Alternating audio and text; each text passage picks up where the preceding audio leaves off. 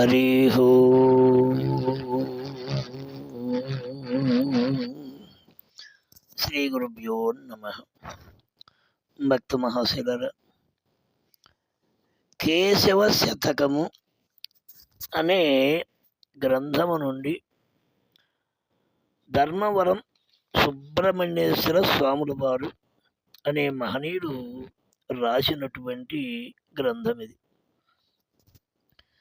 అయితే ఆయన సూర్ణికలు, పద్యకావ్యాలు, తత్వాలు మరి అనేక రకాలుగా రాసి ఉన్నాడు, లోకానికి అందజేశాడు.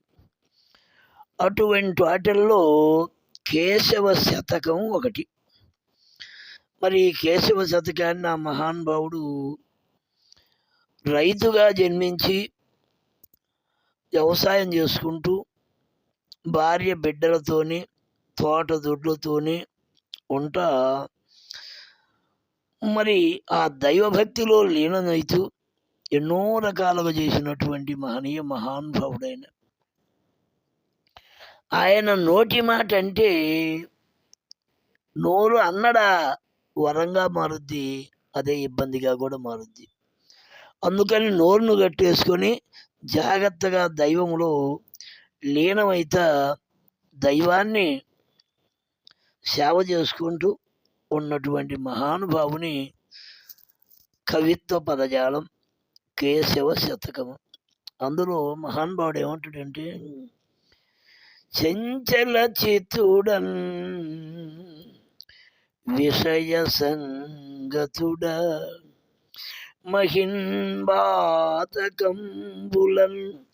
మించిన వాడను పరుల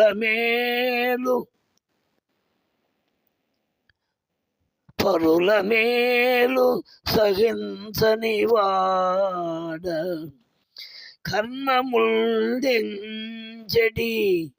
యుక్తినే రకను దీనుడనై నాశ్రయించి రక్షించు మటంచు వేడితిని శ్రీహరి కృష్ణ రమేశ కేశవా అన్నాడు. ఏ మహానుభావ, చంచల చిత్తుడను, దైవభక్తిలో ఏకంగా లీనమైదామంటే నా చిత్తం చంచలంగా ఉన్నది అంటాడు. విషయ సంగతుడన్, నేను ఆలోచించాల్సింది నాలో ఉన్నదట్నే కదా, నాలో ఉన్న దైవత్వాన్ని కదా.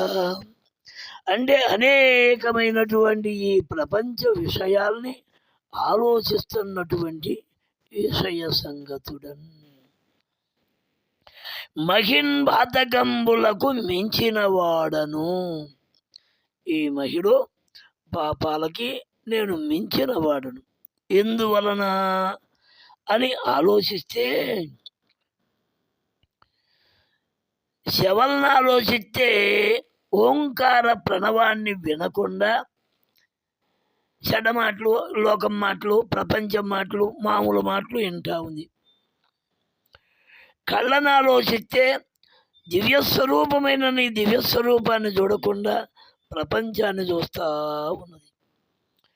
నోటిని ఆలోచిస్తే అనుకోని చెడ్డ మాటలు వస్తూ ఉన్నాయి.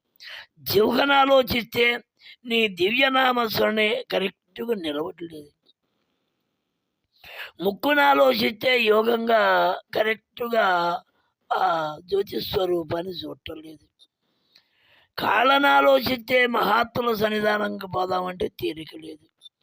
చేతులను ఆలోచిద్దామంటే బాహ్యమైన పనులు తప్పటం లేదు. మరి లోనున్న ఇంద్రియాలను ఆలోచిద్దామంటే ఏటి ఇష్టం అయ్యేటి అయితేనే. ఈ మొత్తం ఏకం చేసి నీ దివ్య రూపాన్ని స్మరణ చేయాలని నా కోరిక. కానీ మహిన్ బతకంబులకు మించిన వాడను, పరుల మేలు సహించని వాడ.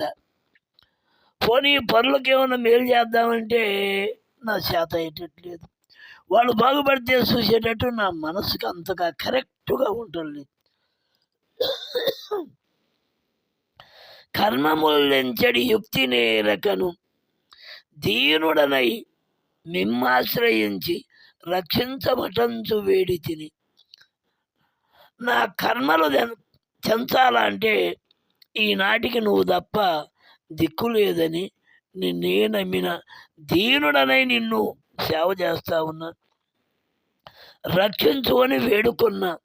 శ్రీహరి, కృష్ణ, రమేశ, కేశవ అన్నాడు మన ధర్మవరం సుబ్బయ్య నాయన గారు. మరి శ్రీకృష్ణ పరమాత్మతో మాట్లాడినటువంటి మహనీయుడు, ఆయనతో వ్యవసాయం చేపించుకున్నటువంటి మహనీయుడు. అటువంటి మహనీయుడు కూడా తన ఇంద్రియాల్లో నాకేకంగా లేదని ఎన్నో విధాలుగా భగవంతుణ్ణి గురించి ప్రార్థించి చెప్పుకున్నాడు. అంటే తన తప్పును తాను చెప్పుకోగలుగున ఎంతటి ధైర్యం ఉంటే, ఎంతటి నిక్కచ్చైన హృదయం ఉంటే అటువంటి స్థితి కలగాల. దీనికి తుకారాం గారు కూడా అంటాడు, తానెవరో తెలుసుకొని తన తప్పులు ఒప్పుకొని తన బాధ్యత గ్రహించువాడే జ్ఞాని విజ్ఞాని అంటాడు. అందుకని తన తప్పులు ఒప్పుకున్నటువంటి వాడు మన ధర్మవరం సుబ్బయ్య నాయన గారు. అందుకని మనం కూడా మన లోనున్నటువంటి ఇంద్రియాలు చేసే శాస్త్రాలని తప్పుంటే ఒప్పుకొని ఆ దివ్యమూర్తి శరణం పొంది ధన్యులం కావటమే మూల కారణమై ఉంది. అటువంటి మహాత్మునికి ఎన్నో విధాలుగా మనం సేవ చేసి ధన్యుల మీద. సర్వం శ్రీకృష్ణార్పణమస్తు.